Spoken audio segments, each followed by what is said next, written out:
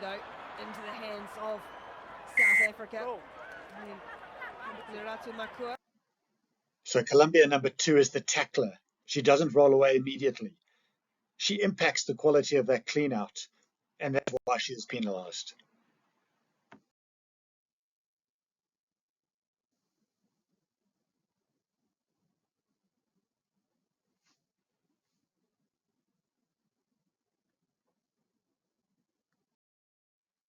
We'll focus here on the assist tackler, the Fijian who stays on his feet and wants to contest at that next breakdown.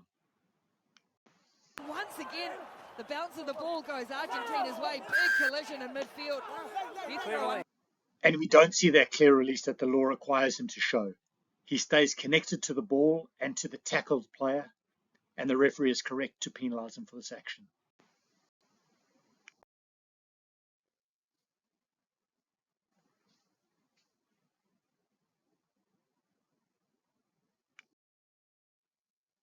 So as we watch this clip, we're going to concentrate firstly on the tackler and see how quickly they get out of the way, which then allows the Australian number 2 to be able to get in and legally contest.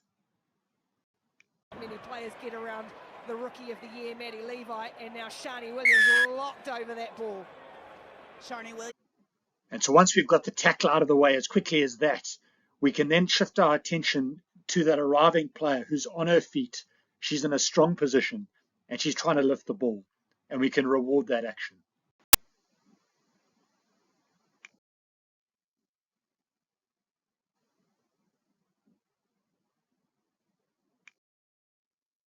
Ball carriers sometimes sense that they need to buy a little bit more time for their support players to get to them. Nice short ball to Carter. Leroy Carter gets inside Australia half, and he rolled 1-2 minutes. And this is the extra role that we sometimes talk about, where ball carriers, once they're tackled and brought to ground, need to immediately release the ball and cannot roll on the ground to prevent opponents who are on their feet from contesting for possession.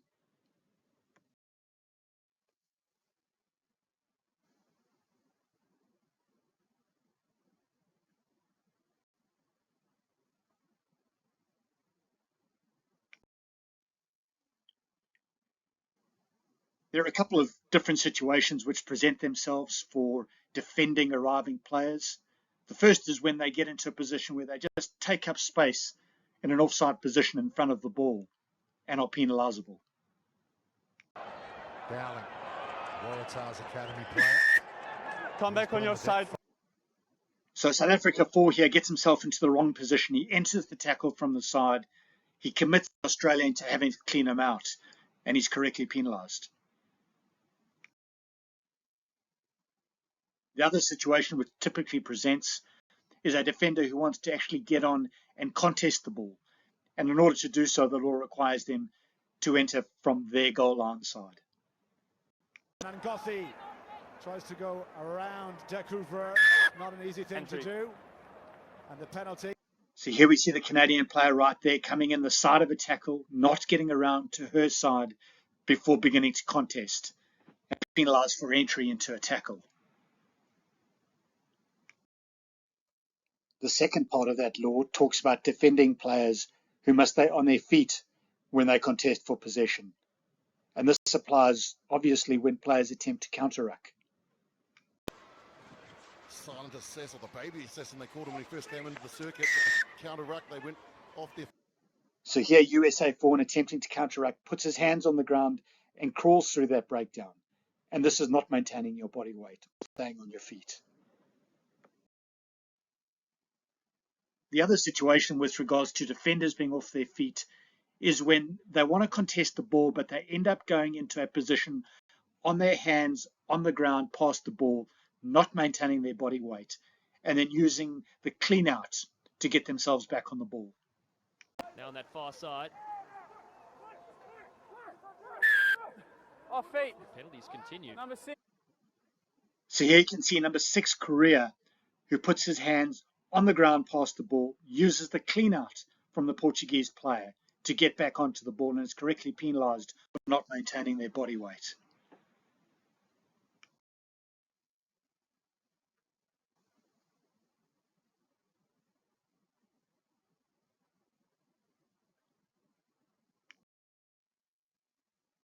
So the law applies equally to attackers as it does to defenders. And here's an example of where a defender gets themselves in a really good position to be able to contest, and the attacker comes from the side to clean that threat.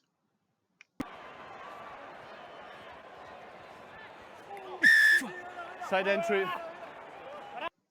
So the Argentinian player is in a strong position looking to contest, and the Scottish player who takes that player out from the side and does not come from their goal line is penalised. An area of the game that we've spent a lot of time speaking about regards attacking players who end up going off their feet and getting into typically a sealing off position and going with both hands on the ground past the ball, and thereby not allowing the opposition to either contest the ball or to reasonably be able to counteract that threat. Holding on to possession this time to Mingus Sanchez. Another penalty for England though. And so here you see the Spanish number 4 who ends up on their hands past the ball on the ground. You can see there the English player has no ability to either contest for that ball or to counteract that threat. And then, of course, you get players who are isolated, and that arriving player comes from a depth, doesn't really have control, and needs to be better at being able to stay on their feet. Backwards again. Nathan, as they've just made 60 metres, feeling with ease, and another penalty. Look.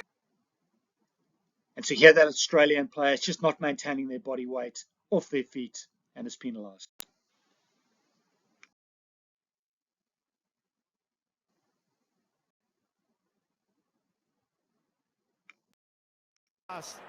Yengo manages to hang on, tackled by Webb, still going forwards, still not a tackle though. Use it! Holly Davison calling the French to use it. If they can't, it'll be turnover ball. It is turnover ball, taken into contact, not used. So this meets the definition of a maul, because France number 8 binds onto a teammate who's carrying the ball and is being held by an opposition player. And so the referee calls maul, expects that team to use it, and when they're unable to get the ball out of this, it's deemed use or lose.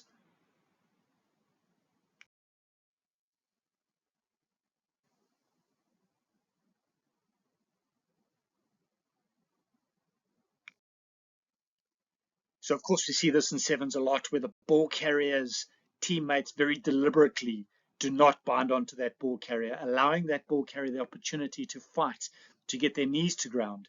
So it can be deemed a tackle, in which case the referee will communicate this and allow that ball to be generated by the ball carrying team.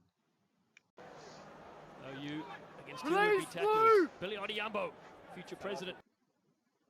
So quite clearly here, the Kenyan players do not engage with their player until he's got his knees on the ground. The referee calls for the Scottish defenders to release, and Kenya able to regenerate the ball.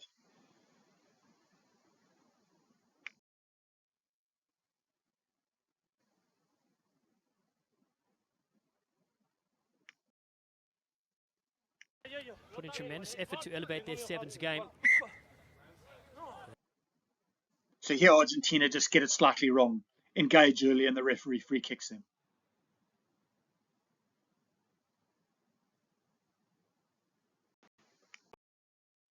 The Spaniards so far. Yeah, no question about it. So here we see Spain pushing early, just trying to cramp their space and push Brazil into the touchline.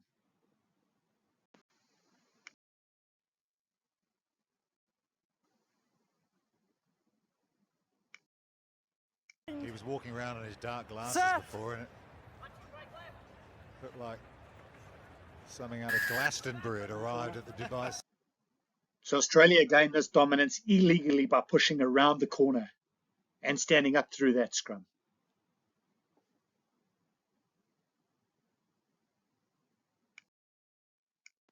In the last year, 2 years or so, given that in their first 36 tournaments, they only won one medal. And France here gained this dominance illegally by pushing up and not pushing parallel to the ground.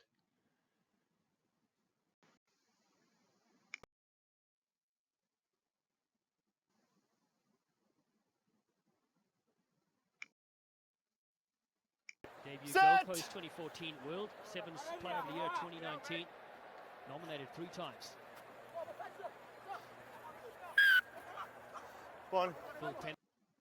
All 3 players bound in the scrum must stay bound until the ball is out. And here you can see the USA player is unbound and ready to defend before the ball has come out the back of the scrum.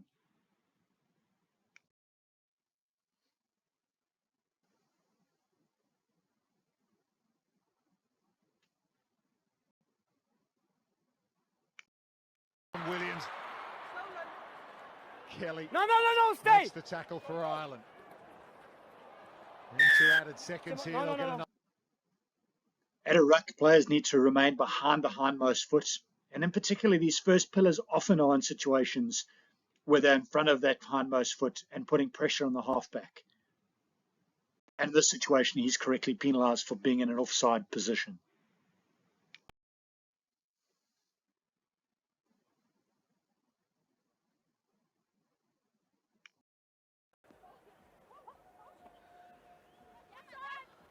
Thank you.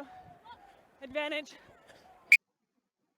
The line-out ends when the player who catches the ball passes it outside of the line-out. And so the defending team here are up within the 10-metre space at the back of the line-out well before that ball is passed.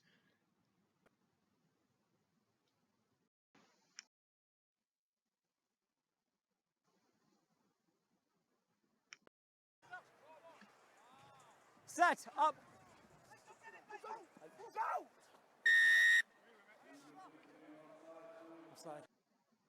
The England backline here come up too early. The ball is not out of the scrum. They do not respect that 5-metre offside line that applies to backlines, and they close down the options of their opponents.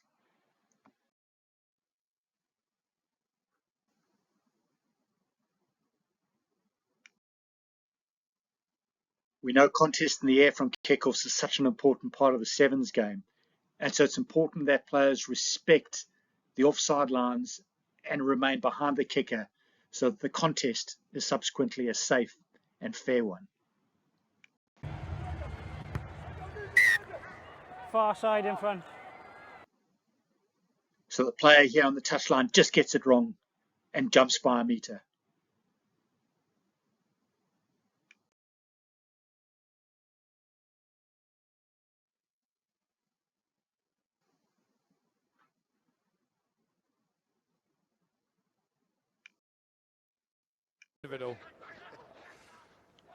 Tough choice though, isn't it?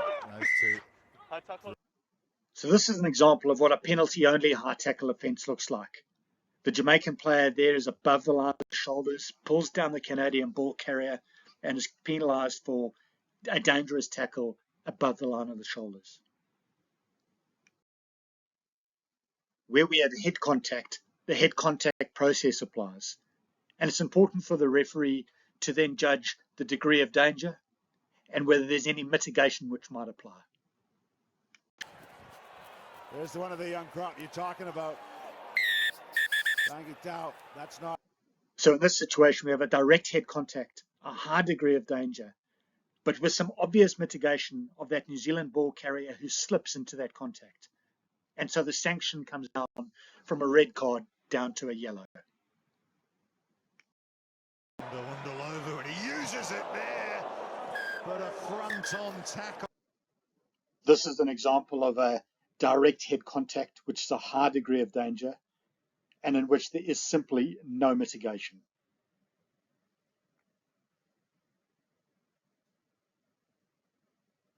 The step from the South African player is not late. It is not sudden. The Tongan defender has a clear line of sight. He has time to adjust his technique. He chooses to remain upright through the tackle. There's a direct head contact. It is a high degree of danger. And because there's no mitigation, the player is red carded.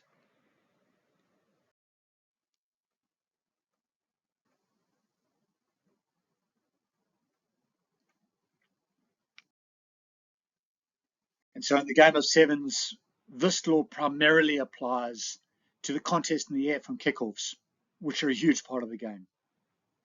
It's Paris in 2016 where they scored 22 and now the high restart. Thankfully the play. So here we see a player who looks to contest for the ball, gets it wrong and misses, and contacts the opposition in the air. That contact is not deliberate, but it is foul play, and that player is penalised. Through to the knockouts, but taken in the air. Just a penalty only. No. Yeah, it's deliberate, so yellow card. Okay, yeah, so because of the way it's landed, so 12. Yeah, thank you. This situation is different. It's a deliberate action from Australia number 12, and so the action is yellow carded.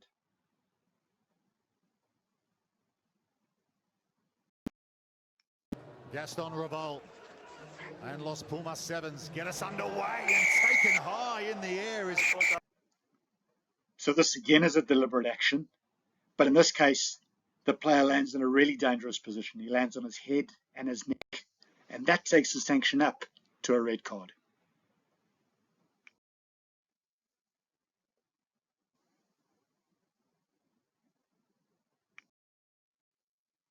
On it. Canada are now in a position to try and fight for this. It's going to be a yellow card Lifting tackle, and you've taken him above the horizontal. Welsh player, it's Callum Williams. He'll go down for 2 minutes, so opportunity here. So anytime a player lifts another player off the ground and takes them beyond that horizontal, they're responsible for bringing them to ground safely. And if they don't, the consequences are that they could be yellow carded.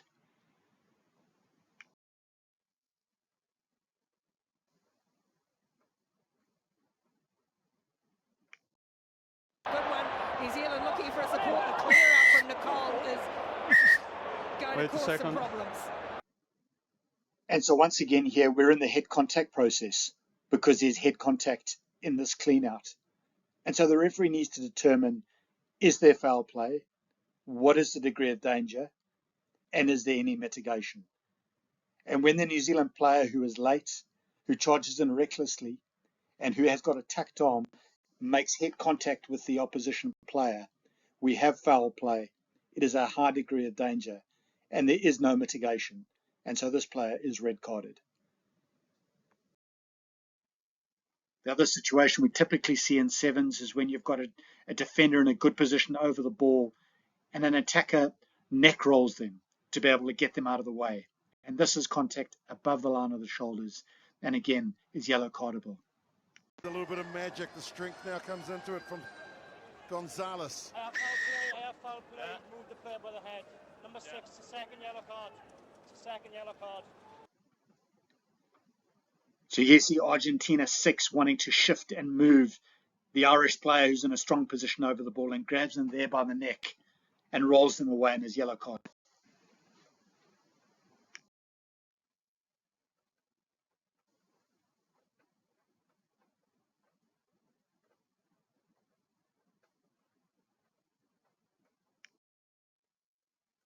In a high performance game, we have a zero tolerance approach to players who throw or kick the ball away, preventing the opposition from being able to play quickly, either at penalties or when a player is tackled into touch. From Demi Hayes. Ball is loose in Australia. Again, win the battle at the breakdown, and they may go to the bin. Oh, this is going to be a real shame. So zero tolerance here means that when the penalty is given to Australia, this Russian number 12 who kicks the ball away there, preventing Australia from being able to take a quick tap penalty, is yellow carded. Fantastic creative play. And a big strong tackle comes in yet again. Well, Tule wants to go quickly. Big tackle on the edge there. Lovely silky hands though from Pam Boycer. Similarly, zero tolerance means when a player is tackled into touch, like this Canadian player is, they've got to let the ball up immediately so the opposition could potentially take a quick throw in. And when she doesn't, she's yellow carded.